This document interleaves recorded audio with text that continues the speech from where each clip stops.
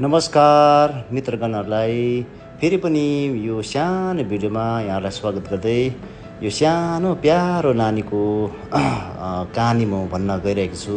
यो नानीको नाम चाहिँ दीपशिका छेत्री।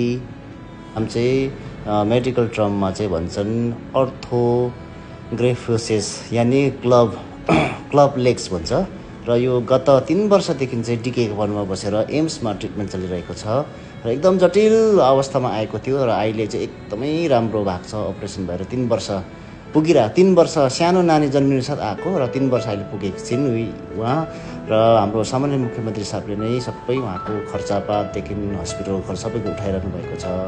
हेर्दै गर्नुहोला यी नानी एकदम अहिले खानु हिँड्नु बोल्नु एकदमै राम्रो भइरहेको छ है। यस्ता नानीहरू कति सिक्किम सरकारले सहयोग पुर्याएर है जाति बनाएर सिक्किमतर्फ पठाइरहनु भएको छ र विशेष केक भन्नु बसेको र उहाँ चाहिँ आमा हुनुहुन्छ है। तपाईँको घर त कहाँको हो?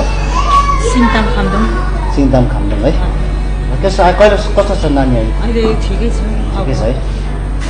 अब एकखेप अपरेसन गरेपछि खर्चपातहरू के कसो छ तपाईँको? अब सरकारबाट त तपाईँहरू पाएको सब साइड छ है। के भन्नुहुन्छ सिएम साहबले त अब के भन्नु धेरै धन्यवाद छ यस्तो नानीलाई होइन। अब पहिला कस्तो चाहिँ थियो? सिएम साहबले नै बनाइदिनु सिएम साहबले गर्नु अहिले नानी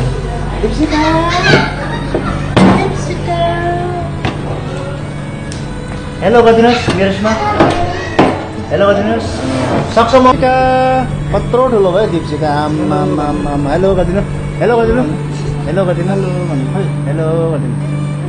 उहाँ चाहिँ दीपशिका हो। अहिले कति वर्ष पुग्यो दीपशिका? 3 वर्ष है। 3 वर्षै ट्रिटमेन्ट चल्यो आम्मामा है है। अहिले एकदमै राम्रो खुट्टा सिधा भएको छ। सिधा हुन्छ खुट्टा होइन? हामी कति सिधा छ।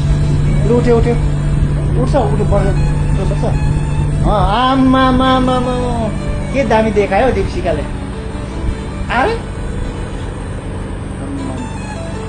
उसको पहिला चाहिँ खुट्टा चाहिँ यति साह्रो बिजो थियो उता पल्टिने थियो है ब्याक। तर अहिले चाहिँ अपरेसन भएर 3 वर्ष भयो है।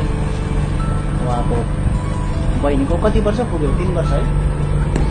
3 वर्ष नै उसको ट्रिटमेन्ट चल्दैछ।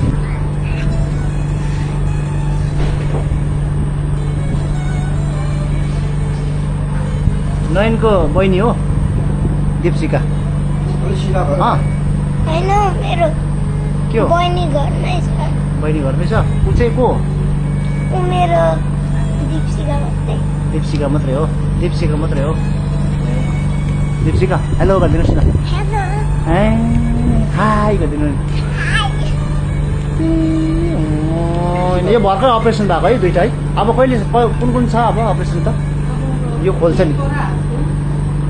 यो हात पनि यस्तो ब्याक छ है। खै यसो गर्नु बहिनी यसो गर्नु हात यसो गर्नु